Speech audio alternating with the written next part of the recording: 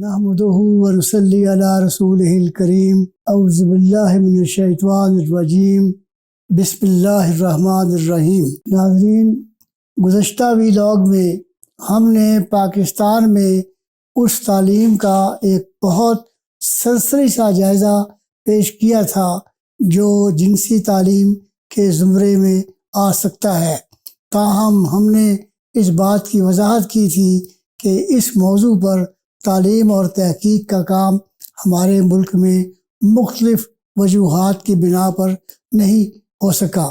تاہم ہم آج کی اس ویلاگ میں دنیا کے اندر مختلف نظاموں کا جائزہ لیں گے جو اس مضمون کے بارے میں پایا جاتا ہے، اور یہاں ہم اس کی وضاحت کر دیں کہ آج کل مغرب اور یورپ کے علاوہ امریکہ کی بھی تمام یونیورسٹیوں میں اس موضوع کے اوپر MSc اور PhD کے کورسز جو ہیں وہ آفر کیے جاتے ہیں، اور ان موضوعات پر بہت تحقیق کا کام جو ہے وہ کیا جاتا ہے۔ ناظرین، یہاں ہم اس امر کی صراحت کر دیں کہ تولید و تناسل کے بارے میں جو معلومات ہمیں آج سے قریباً 200 سال پہلے دریافت ہوئی، ان کے بارے میں قرآن کریم میں وضاحت آج سے 1400 سال پہلے کر دی۔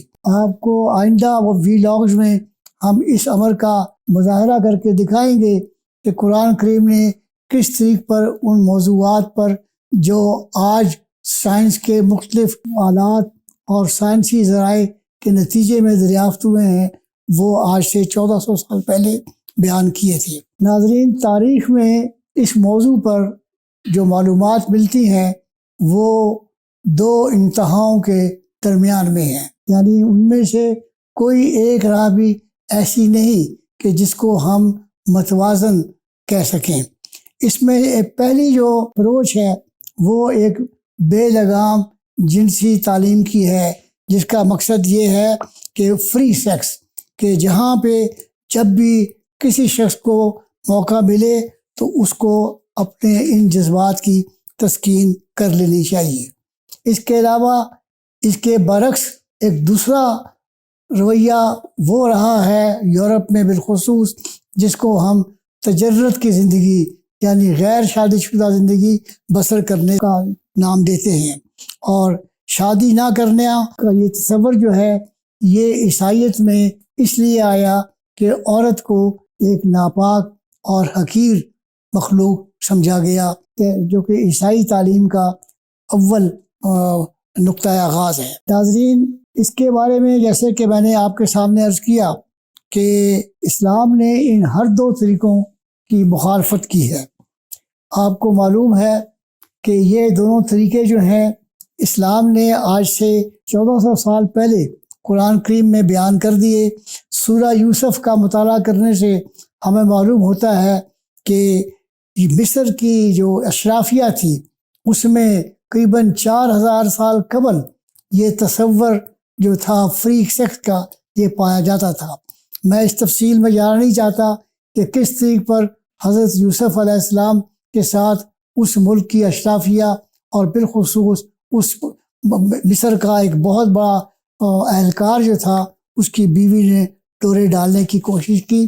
سورہ یوسف میں اس کے بارے میں تمام تر معلومات پائی جاتی ہیں، لیکن یہ کہ اللہ تعالیٰ نے حضرت یوسف علیہ السلام کو اس سے بچایا۔ اس تمام تر تعلیمات جو یورپ میں آج کل پائی جاتی ہیں، اس کے بارے میں جو رویہ ہے یہ دراصل عیسائی راہبوں نے اور خاص طور پر سینٹ پال نے دیا۔ یہ شخص جو تھا اصلاً یہودی تھا، لیکن اس نے عیسائیت کو زک پہنچانے کے لیے یہودیت ترک کر کے عیسائیت کو قبول کر لیا، اور اس نے حضرت عیسیٰ علیہ السلام کی جو تعلیمات تھی ان کو بہت حد تک مسخ کر کے رکھ دیا، حتیٰ کہ یہ طریقہ کار عورت کو ناپاک سمجھنے کا اور شادی بیاہ نہ کرنے کا طریقہ جو تھا یہ ہمارے بہت ماضی قریب میں ملکہ برطانیہ وکٹوریہ کی حد تک قائم جاری رہا۔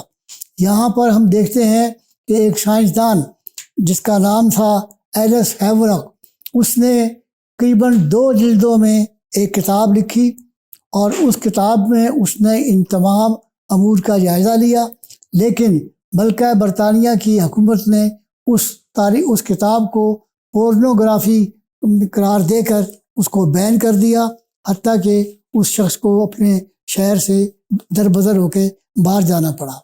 اسی طریق پر اس بارے میں لیکی جو ایک بہت بڑا مصنف ہے، اس نے ایک کتاب تاریخ اخلاق یورپ لکھی۔ اس میں اس نے بتایا کہ چرچوں کے تہہ خانوں میں بہت سی خواتین اور بچوں کے ڈھانچے پائے گئے۔ اس کے علاوہ برٹن رسل جو اس زمانے کا ایک بہت مشہور فلسفی اور تاریخ دان تھا، اس نے بھی اپنی کتاب میریج اینڈ مورلز میں یہ بتایا کہ پوپ جو تھے، مذہبی رہنما جو تھے، ان کے عورتوں کے ساتھ ناجائز تعلقات تھے۔ ناظرین، ان تمام تر سختیوں کا ایک رد عمل پیدا ہوا اور ہم ریفارمیشن موومنٹ یا تحریک اصلاح کلیسا کے نام سے ایک پادری کا پروٹیسٹ دیکھتے ہیں جس کا نام مارٹن لوتھر تھا۔ اس نے کلیسا کی تعلیمات سے بغاوت کی اور خود شادی کر دی۔ یہاں سے عیسائیت کے اندر پوپ، دین اور دنیا کا علیحدگی کا تصور پیدا ہوا۔ پوپ نے اپنے آپ کو روم کے شہر ویٹیکن میں محبوس مقید کر لیا اور دین اور دنیا کو سے بالکل دستبردار ہو گئے۔ ناظرین، جنسی بے روی کا ایک اور تعلق جو ہے وہ اس صنعتی انقلاب سے ہے جو 1765 میں یورپ میں برپا ہوا۔ اس کی وجہ سے دیہاتوں سے آبادیاں جو تھیں وہ منتقل ہو کر اربنائزیشن کے تحت شہروں کی طرف منتقل ہوئیں کہ وہاں پہ کاروبار اور نوکری کی سہولتیں موجود تھیں۔ اس صنعتی انقلاب کی وجہ سے یورپ کی عورت کو ان تمام مظالم کا سامنا کرنا پڑا جس سے آج تک جو ہے مغرب کی عورت عہدہ برا نہیں ہو سکی۔ اس کے علاوہ یورپ میں جو 2 جنگیں عظیم برپا ہوئیں، اس کے نتیجے میں لاکھوں آدمی مارے گئے۔ عورت اور مردوں کی آبادی میں ایک عظیم تفاوت پیدا ہوا۔ جو مرد بچ گئے وہ اپاہج، لنگڑے لوڑے یا نفسیاتی مریض بن گئے۔ اس طریق پر عورتوں کو شہروں میں آ کر کام کرنا پڑا۔ اس کے نتیجے میں صنعت کار نے ان سے زیادہ وقت میں کام لیا، کم معاوضہ دیا اور ساتھ ہی ساتھ ان کے جو امیر زیادہ بچے تھے انہوں نے جنسی استحصال کیا۔ اس طریق پر یورپ کا خاندانی نظام جو تھا وہ درہم برہم ہو گیا۔ وہاں پہ طلاقوں کی بھرمار ہوئی اور دیگر بے شمار مفاسد اور بیماریاں، بالخصوص ایڈز جیسا مرض جو ہے وہ اس کا چلن عام ہو گیا۔ ناظرین، اس کی وجہ سے دین و دنیا کا جو تصور پیدا ہوا، یہاں ایک اہم سوال پیدا ہوتا ہے کہ کیا ہمارے ملک کا اہل مذہب اور اہل علم جو ہیں وہ بھی اسی طریق پر نوجوان نسل کو دین اسلام سے روگردانی کرانا چاہتے ہیں؟ کیا انہوں نے بھی جس طریق پر چرچ نے معلومات نہیں دی، فراہم کی، کیا وہ بھی نوجوان نسل کی قرآن و حدیث کے بارے میں جو معلومات دی گئی ہیں، رہنمائی دی گئی ہے، اس کو محروم کر کے نوجوان نسل کو اسلام سے برگشتہ کرنا چاہتے ہیں؟ یہ وہ سوال ہے کہ اس وقت اس پر غور کیا جائے اور نوجوان نسل کو اس تمام تر معلومات اور رہنمائی سے آگاہ کیا جائے جو قرآن و حدیث میں بیان کی گئی ہیں۔ اس کے بارے میں ہم آئندہ ویلاگز میں انشاءاللہ گفتگو کریں گے۔